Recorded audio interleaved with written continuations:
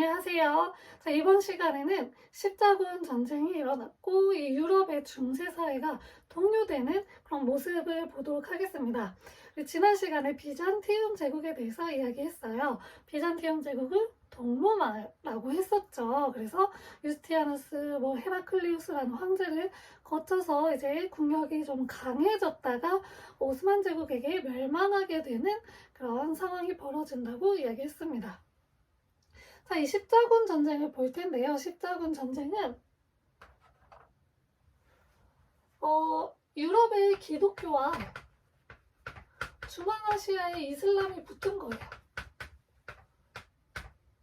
그래서 기독교와 이슬람의 싸움이라고 보시면 됩니다. 자, 어떻게 이제 시작이 됐냐면요. 우리 예전에 이슬람 왕조 중에 셀주크 티르크 배웠던 적 있어요. 이 셀주크 티르크가 영토를 확장하면서 누굴 건드리냐? 바로 비잔티움 제국을 건드려요.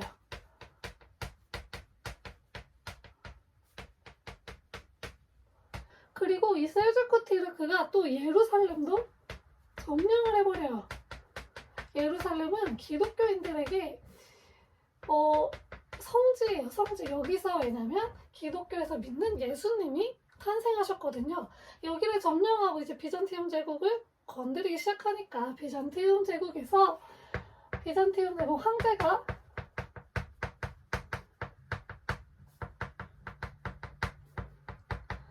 도움을 요청해요. 어디에 도움을 요청하냐? 서유럽 기독교의 교황에게 요청을 합니다. 그 교황이 우르바누스 2세였어요.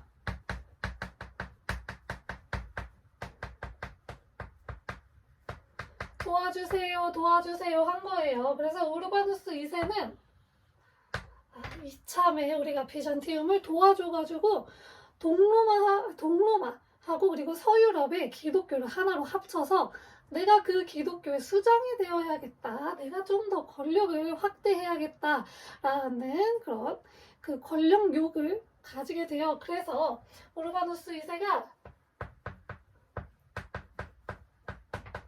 클레르몬 의회라는 종교회의를 소집을 합니다. 그래서 각국의 이제 왕들에게도 여기서 도움을 요청했다. 우리 기독교의 그런 정신을 이슬람이 짓밟았다. 이거 어떻게 해야 되냐? 당연히 가서 무찔러야 된다. 라고 결론을 내려요. 그래서 클레르몬 공의회에서 십자군을 정합니다. 십자군 원정 보낼 것을 정해서 이제 십자군 원정에 나서게 됩니다. 그래서 길게 보시는 분은 9차까지도 보시고 보통 한 8차까지로 보거든요. 그래서 8차의 십자군 원정이 이때부터 이제 시작이 되는데요. 우리는 8차를 전부 다 볼 필요가 없어요. 자, 먼저 1차부터 보도록 하겠습니다. 자, 1차는 원래 목적이었던 예루살렘 탈환에 성공합니다.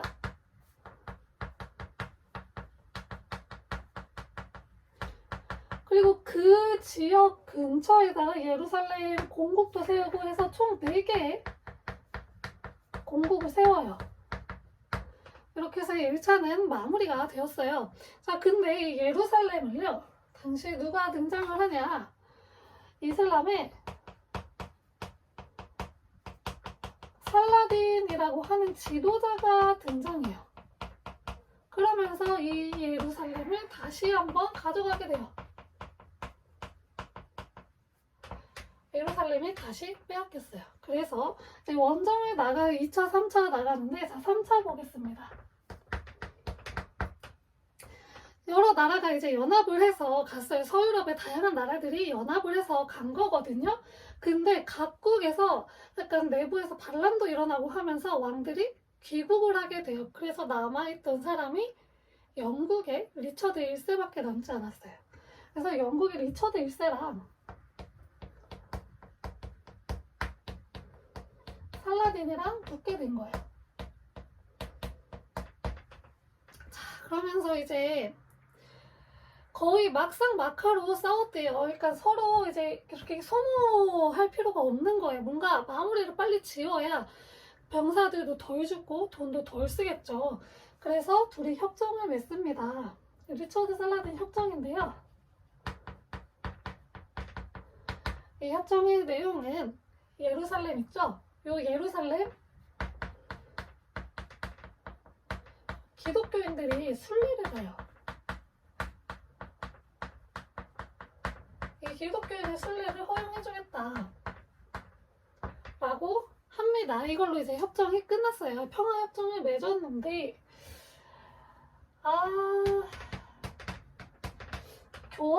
새로운 교황이 됐는데 인노켄티우스 3세가 이 교황권의 절정이었던 사람이거든요. 이때 교황권이 제일 셌어요.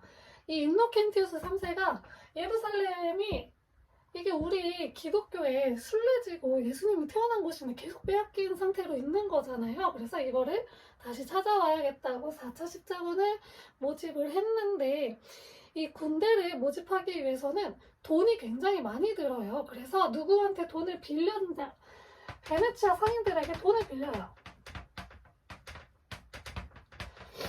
근데 이 베네치아 상인들에게 빌린 돈을 갚지를 못해서 십자군 원정을 나가지를 못하는 거예요. 그래가지고 이 베네치아 상인들이 결국에는 돈 내놔 하다가 어디를 점령해버리냐.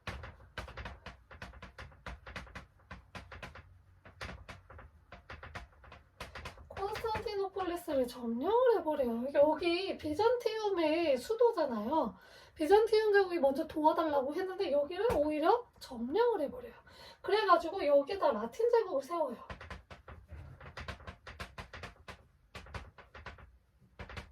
이런 어이없는 일이 일어났던 게 4차 십자군이에요. 4차 때 굉장히 십자군이 변질이 되어서 원래 목적을 상실하기 시작을 했습니다. 그래서 이 이후로는 그냥 십자군 원정이 거의 그냥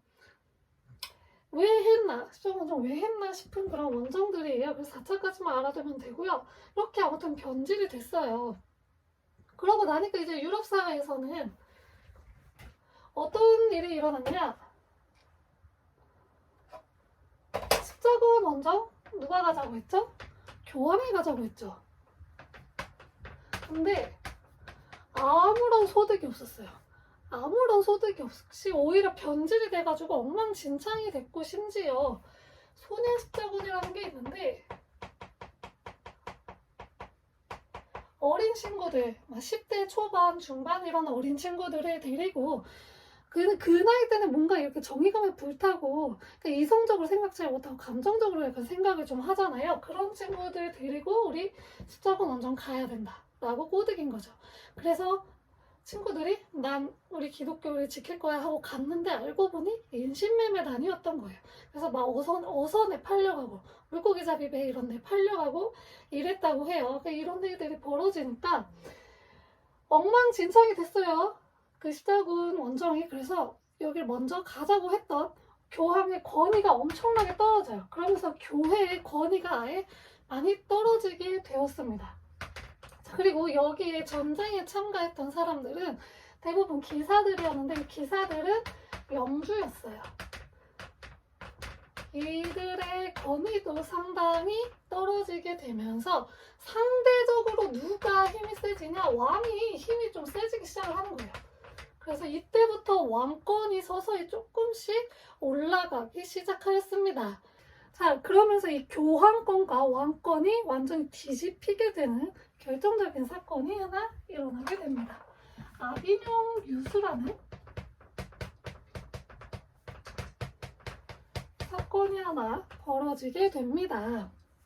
자, 당시에 프랑스 왕이었던 필립 4세와 당시 교황이었던 보니파키우스 8세 간의 대립인데요.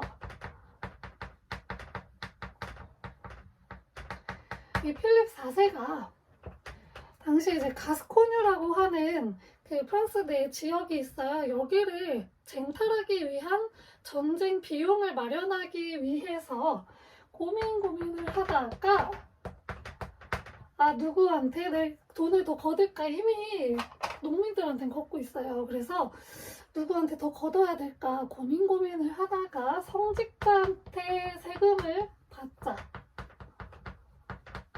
라고 이제 생각을 하게 된 거죠. 그래서 성직자한테 야, 세금 내 이제 이렇게 한 거죠. 그러니까 이제 보니파키우스 8세가 무슨 소리야, 우리가 세금을 왜 내? 라고 하면서 오남상탐이라는 글을 지어요. 그래서 뭐라고 하냐, 교황권은 그 왕권보다 훨씬 더 위에 있다, 함부로 건들지 마라 라고 하는 글을 적어버립니다. 그래서 필립 4세가 어허 이놈 봐라.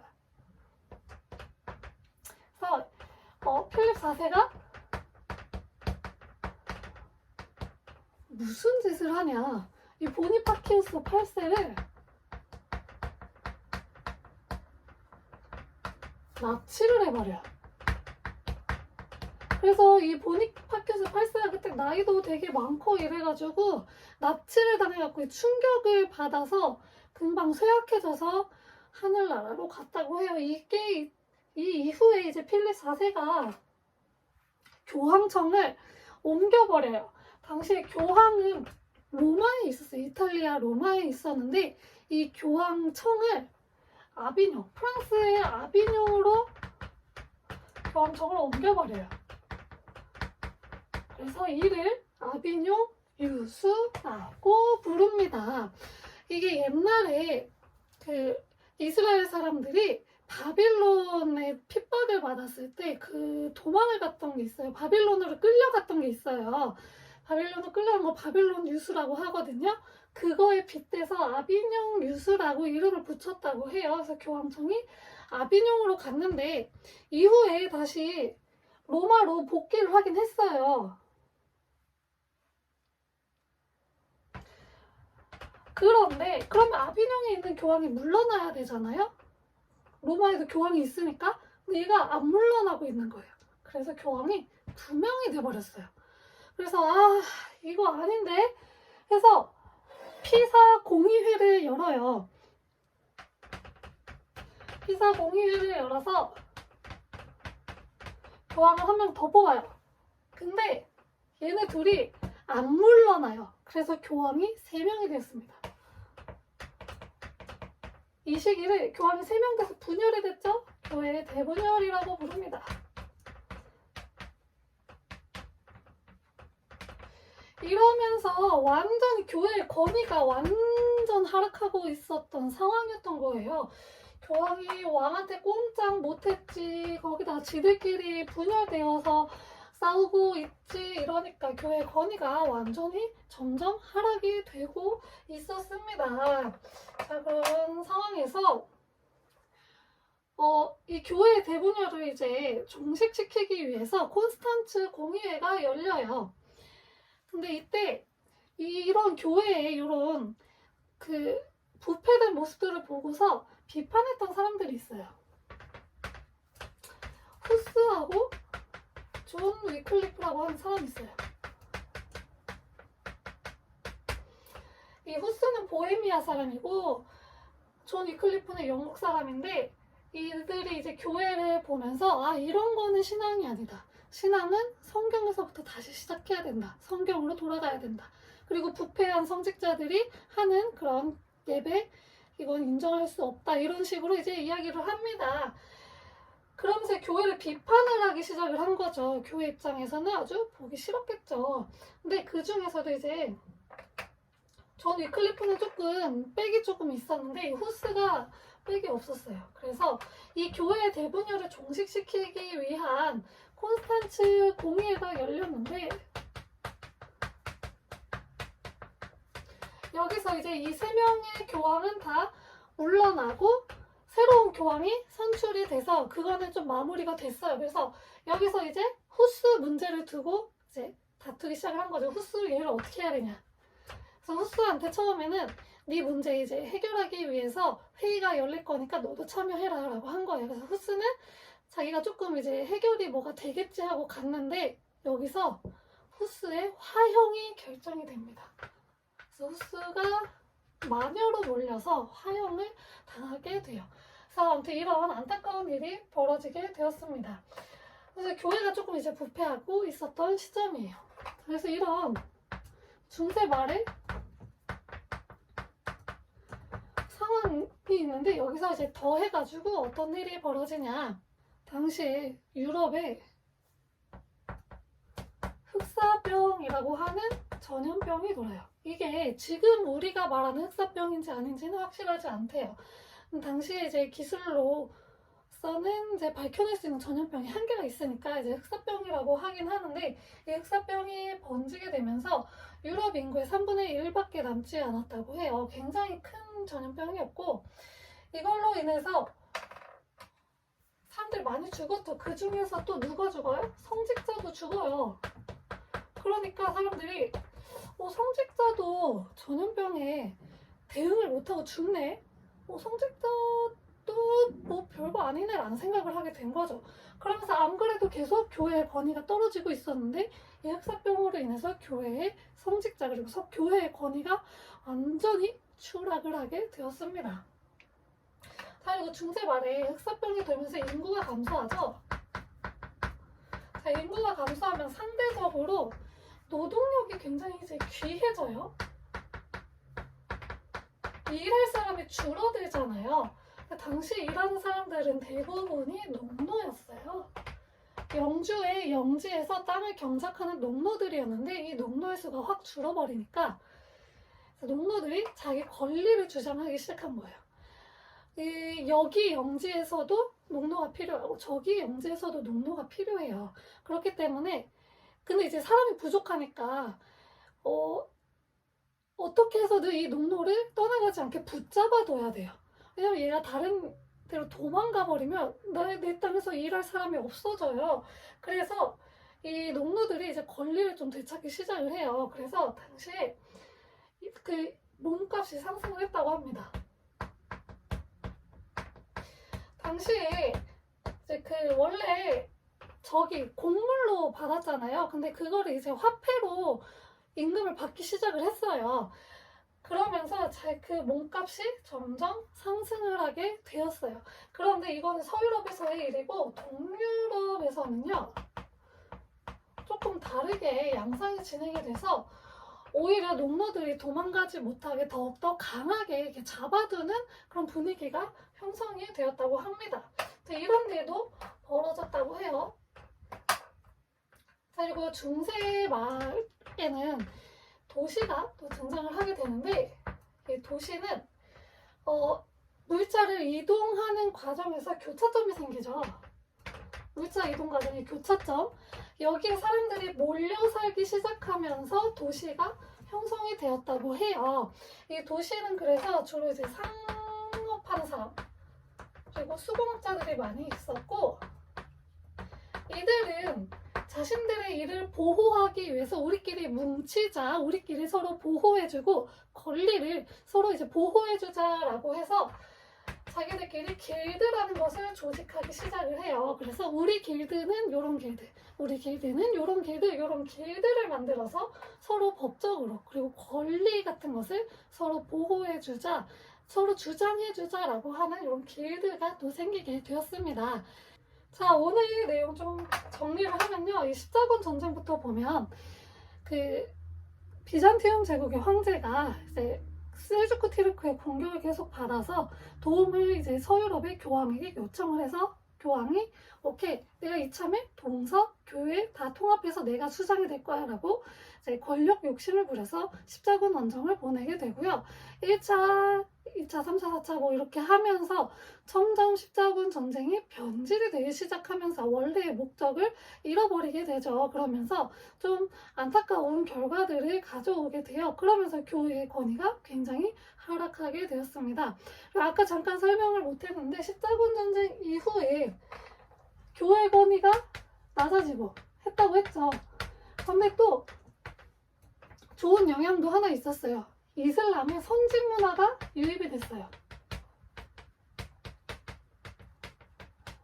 이슬람이 우리가 지금 생각하면 약간 좀 뒤처지고 후졌다고 생각을 하는데, 당시에는 유럽은 교회가 다 장악하고 있었기 때문에 음악도 발전을 못했고 여러 가지로 좀 발전을 못했어요. 다 교회 안에서만 이루어지고, 지난번에 그 얘기했잖아요. 철학은 신학의 시녀다 이러면서 철학도 발전을 못했어요.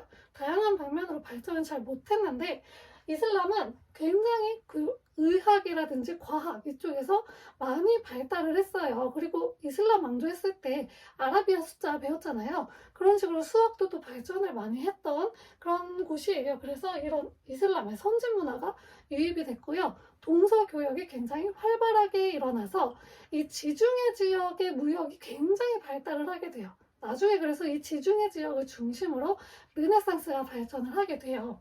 그래서 이러한 영향을 끼쳤던 게 바로 십자군 원정이고요. 그리고 점점 이제 중세 말에 교회의 권위가 깎이고 있었는데, 대표적인 사건이 아비뇽 유수다. 그래가지고 이 필립 4세가 보니파키우스 8세 납치하면서 이 교황청을 아비뇽으로 옮기게 되고, 그러면서 다양한 곳에서 교황들이 생겨나게 되면서 서로 내가 진짜 교황이라고 우기게 되는 교회의 대분열 시기가 나타났는데, 이러한 시대를 비판을 한 후스하고 존 위클리프라고 하는 사람이 등장을 했지만, 콘스탄츠 공의회에서 이때 이제 교회 대분열을 종식시켰는데, 이 후스가 교회를 자꾸 비판하니까 안 입고 와서 화형을 시켰다. 그 중세 말에 또 흑사병이 돌게 되면서 성직자가 죽게 되는 상황이 생기게 되면서 성직자 그리고 교회의 권위가 또 한번 하락을 하게 되었고, 인구가 감소하면서 노동력이 귀해져서 이 농노들의 몸값이 또 상승하게 됐다. 그리고 물자 이동 과정에서 모이는 공간이 발생을 하면서 도시가 또 발전을 했고, 이 도시 안에서 자신들 상업하는 사람들끼리는 자기들끼리 또 지켜주고, 수공업자들 자기들끼리 지켜주는 길드라는 것이 발전을 했다라고 이야기했습니다. 자, 우리 다음 시간에는 중세의 끝이라고 볼 수 있는 백년 전쟁에 대해서 이야기하도록 하겠습니다. 감사합니다.